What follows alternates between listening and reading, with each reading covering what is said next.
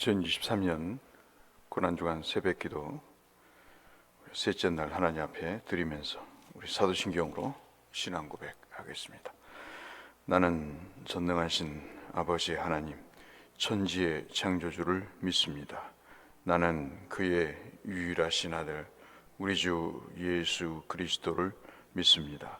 그는 성령으로 잉태되어 동정녀 마리아에게서 나시고 본디오 빌라도에게 고난을 받아 십자가에 못 박혀 죽으시고 장사된 지 사흘 만에 죽은 자 가운데서 다시 살아나셨으며 하늘에 오르시어 전능하신 아버지 하나님 우편에 앉아 계시다가 거기로부터 살아있는 자와 죽은 자를 심판하러 오십니다.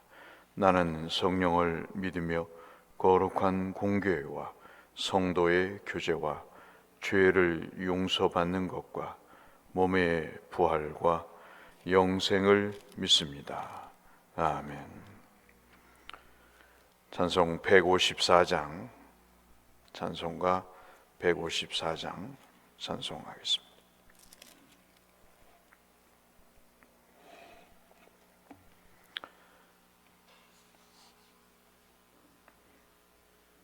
(154장) 생명의 주여 면류관. 찬송 154장 생명의 주여 면류관 함께 찬송하겠습니다. 생명의 주여 면류관 받으시옵소서. 날 위해 쓰신 가시관 나 기억합니다. 저 겟세마네 기도를 늘 기억하게 하시고 그 십자가의 은혜로 날 인도하소서. 누셨던 무덤 내게도 보이시옵소서. 잠드신 동안 천사가 굳게 지키었네. 저 겟세마네 기도를 늘 기억하게 하시고 그 십자가의 은혜로 날 인도하소서. 마리아처럼 새벽에 주께로 갑니다. 빈 무덤 내게 보이사 날 가르치소서.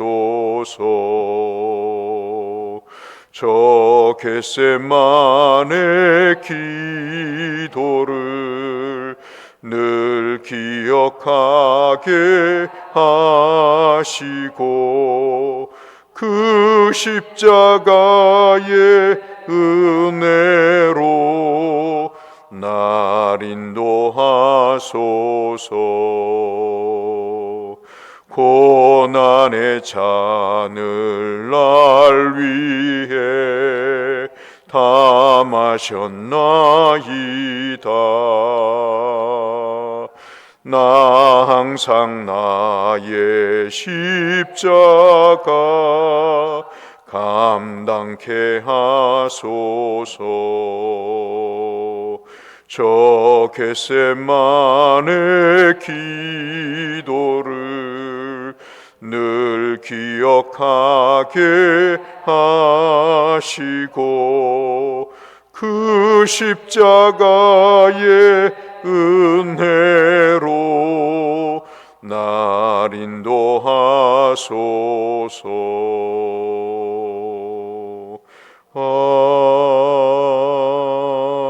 아멘. 오늘 묵상할 말씀은 주일에 표를 드린 것처럼 마태복음 26장 47절에서 68절의 말씀을 보겠습니다. 마태복음 26장 47절 말씀부터 68절의 말씀까지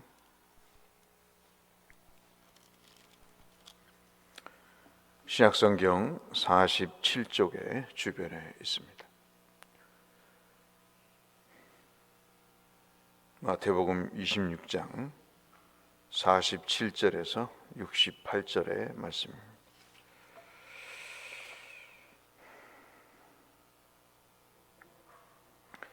말씀하실 때 우리 한 절씩 교도하겠습니다. 말씀하실 때에 12 중에 하나인 유다가 왔는데 대제사장들과 백성의 장로들에게서 파송된 큰 무리가 칼과 몽치를 가지고 그와 함께 하였더라.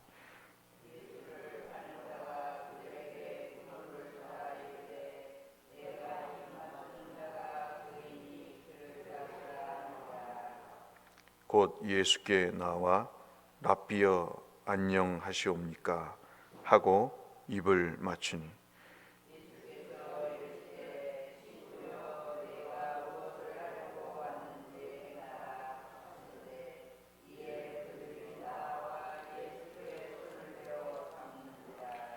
예수와 함께 있던 자 중에 하나가 손을 펴 칼을 빼어 대제사장의 종을 쳐 그 귀를 떨어뜨리니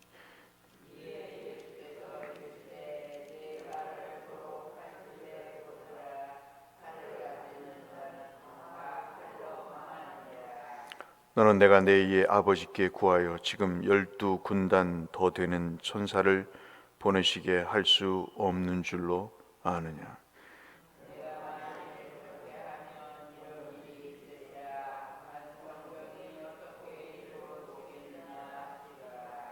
그때 예수께서 무리에게 말씀하시되 너희가 강도를 잡는 것 같이 칼과 몽치를 가지고 나를 잡으러 나왔느냐. 내가 날마다 성전에 앉아 가르쳤으되 너희가 나를 잡지 아니하였도다.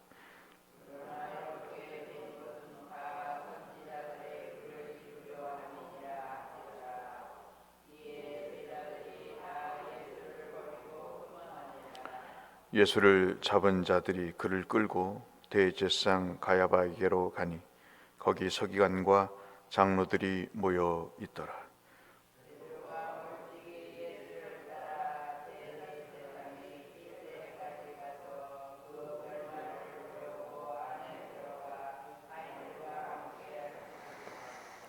대제사장들과 온 공회가 예수를 죽이려고 그를 칠 거짓 증거를 찾으매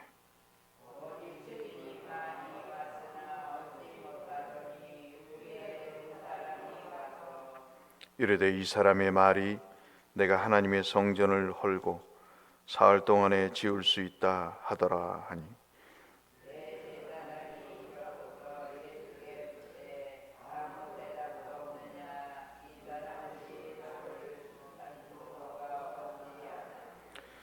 예수께서 침묵하시거늘 대제사장이 이르되 내가 너로 살아계신 하나님께 맹세하게 하노니 내가 하나님의 아들 그리스도인지 우리에게 말하라.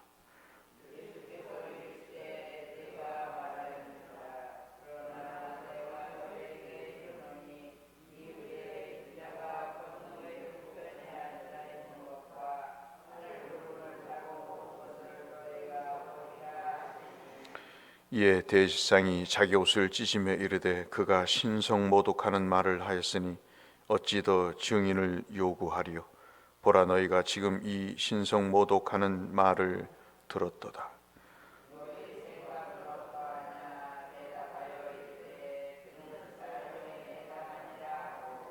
이에 예수의 얼굴에 침 뱉으며 주먹으로 치고 어떤 사람은 손바닥으로 때리며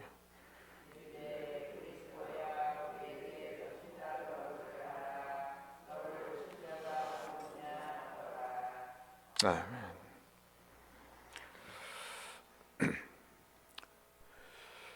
살아 있을 때도 수갑을 차는 일은 치욕적인 일이죠. 아무리 당대표를 하고 정치적인 기반이 있어도 돈을 벌어서 총수가 돼도 카메라 앞에 포토라인에 서면 수갑을 찬 것을 보여주지 않기 위해서 수건으로 가리잖아요. 한번 기소가 돼서 재판에 넘겨지면 그 인생은 그렇게 소위 말해서 한 막을 내리는 것입니다. 여러분 가만히 생각해 보시면 하나님이 사람들에게 체포를 당하십니다. 세상 살면서 여러 가지 일이 있을 수 있지만 하늘에 계신 하나님이 사람에게 형적인 형벌의 제재를 받으시고 죄인 취급을 당하십니다. 조그만한 이야기도 참지 못하는 인간의 그 습성을 고려한다면 천지를 지으신 거룩하신 하나님이 그 죄 많은 인간들에 의해서 죄인으로 낙인을 찍히십니다. 그리고 제자들에게 배신을 당하게 되고, 그리고 그 죄 많은 대제사장이 신성모독이라고 하는 죄를 뒤집어 씌워서 예수님을 걸고 넘어지며 재판을 하게 됩니다.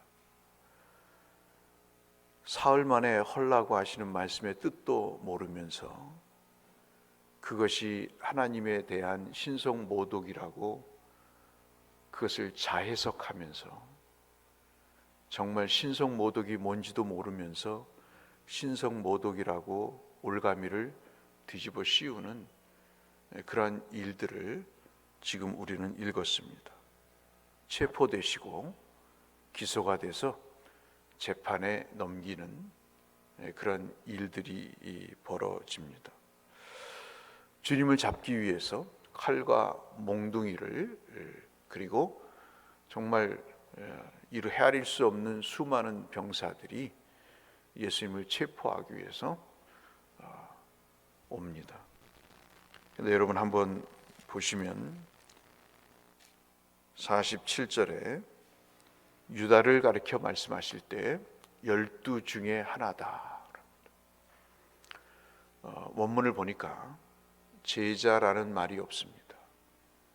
아마도 마태는 유다를 제자라고 표현하고 싶지 않았던 것 같습니다. 그냥 예수를 따라다녔던 12 중에 하나였다. 그런데 그 내용을 48절에 보니까 달리 또 표현을 하기를 예수를 파는 자였다. 12 중에 하나였던 그가 예수를 파는 자라고 기록을 하고 있습니다.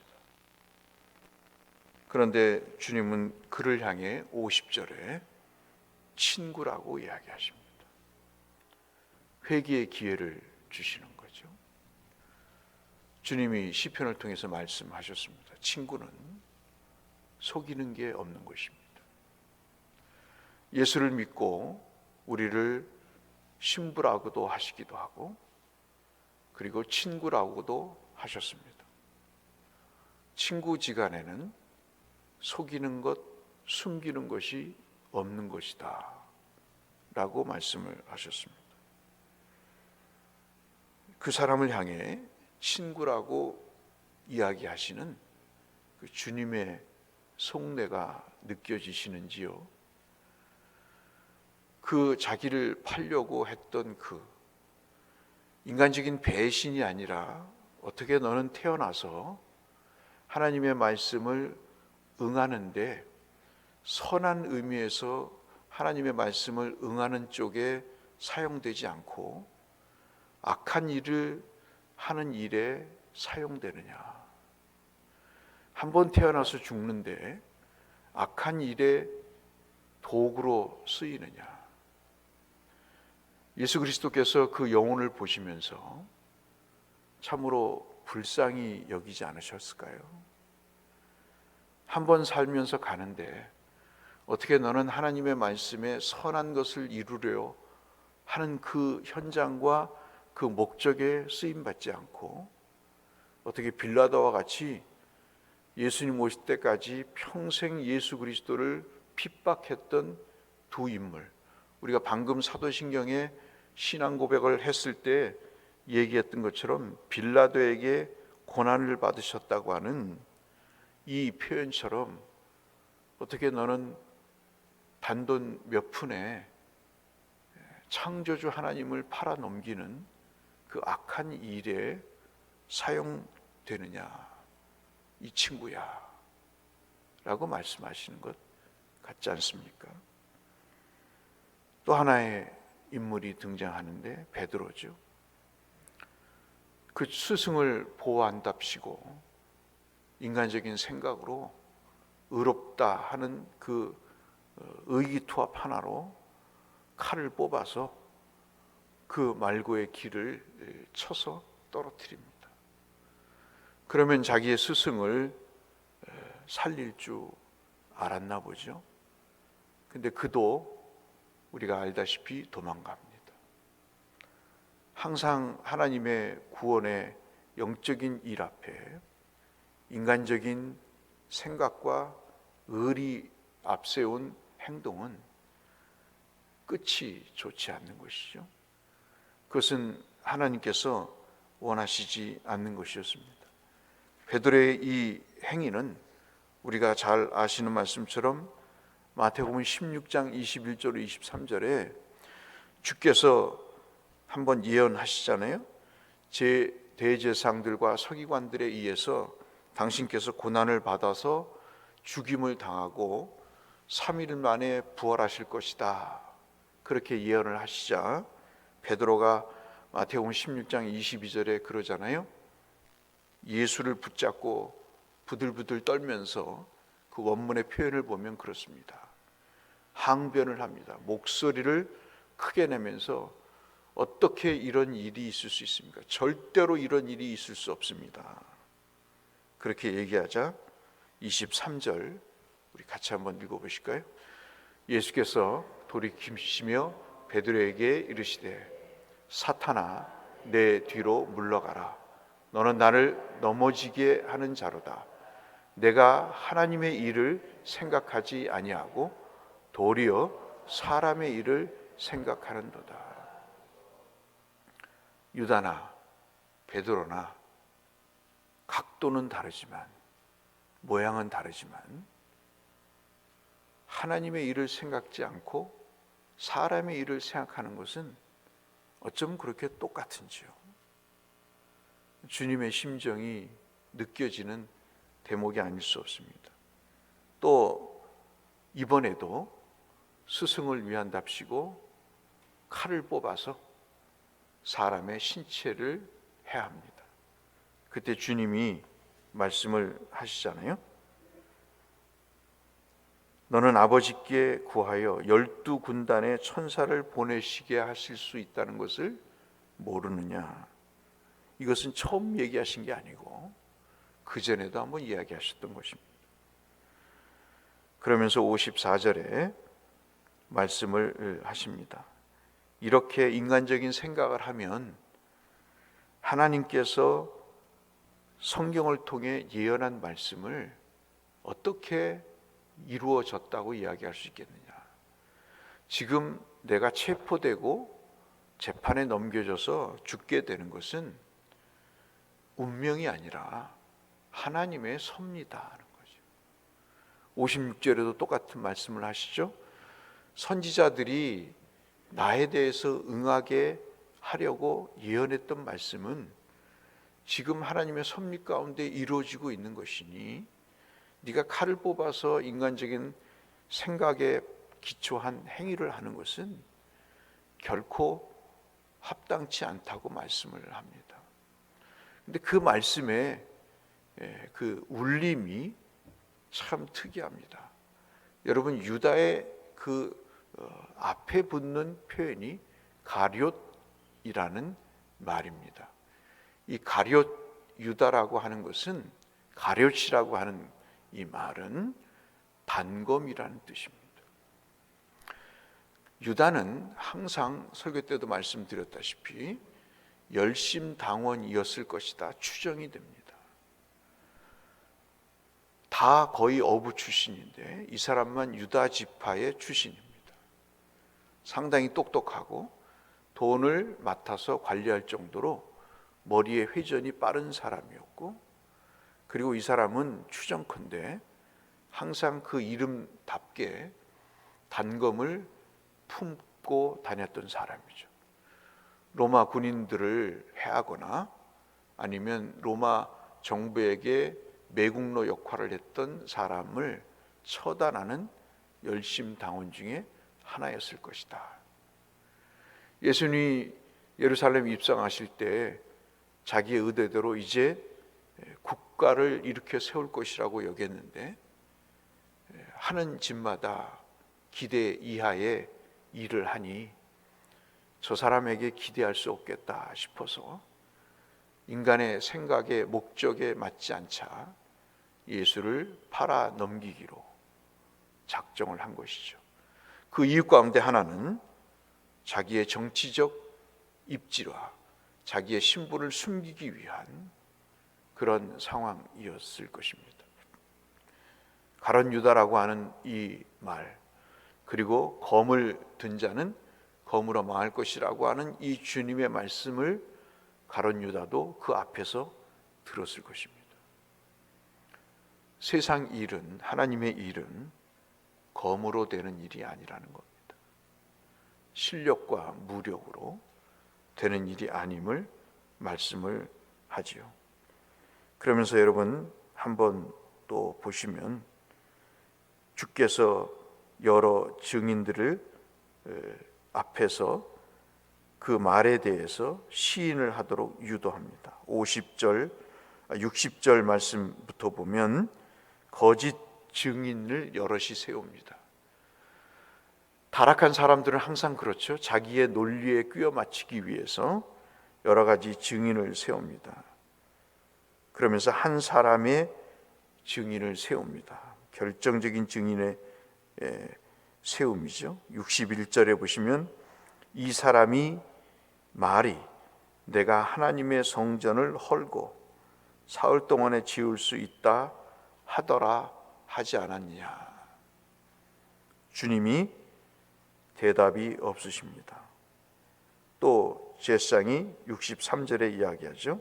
내가 너로 살아계신 하나님께 맹세하게 하노니 내가 하나님의 아들 그리스도라고 이야기한 적이 있지 않느냐. 가장 걸고 넘어질 수 있는 결정적인 요인이 신성모독입니다. 사람이 어떻게 하나님의 아들이 될 수 있겠어요? 그것을 걸고 넘어지는 것입니다. 성전을 사흘 동안 지을 수 있는 일이 아니죠. 주께서 말씀하시는 이 성전은 우리 모두가 알다시피 성전 되신 예수 그리스도를 말씀하고 그 죽음에서 다시 사흘 만에 살아나시겠다는 부활을 말씀하시는데, 그것이 선지자들의 글에 분명히 있는데 대제사장 정도 됐는데 그 말을 모릅니다. 모르는 게 아니겠죠? 아는 척을 하지 않으려고 했던 것입니다. 왜냐하면 예수를 죽여야 되기 때문에 그런 거죠. 그런 신성모독의 죄를 걸고 예수를 기소하게 됩니다. 오늘 저는 여러분에게 두 가지를 말씀을 드렸습니다. 주님의 고난은 참으로 비참한 것입니다. 주먹으로 맞으시고 그 더러운 인간의 손에 침뱉음을 받으시고 뺨을 맞으십니다. 그들 앞에 말할 수 없는 치욕을 당하십니다. 그러면서도 그 일을 끝까지 하십니다. 우리를 위해서 말이죠. 그러면서 주님은 제자들의 배신과 그리고 그들의 도망을 감내하십니다. 나중에 가룟 유다를 뺀 나머지 제자들을 하나님이 다시 부활의 주님으로 나타나셔서 그들을 구원하십니다. 가룟 유다에게도 기회를 주시죠. 그 기회를 유다는 끝까지 버립니다.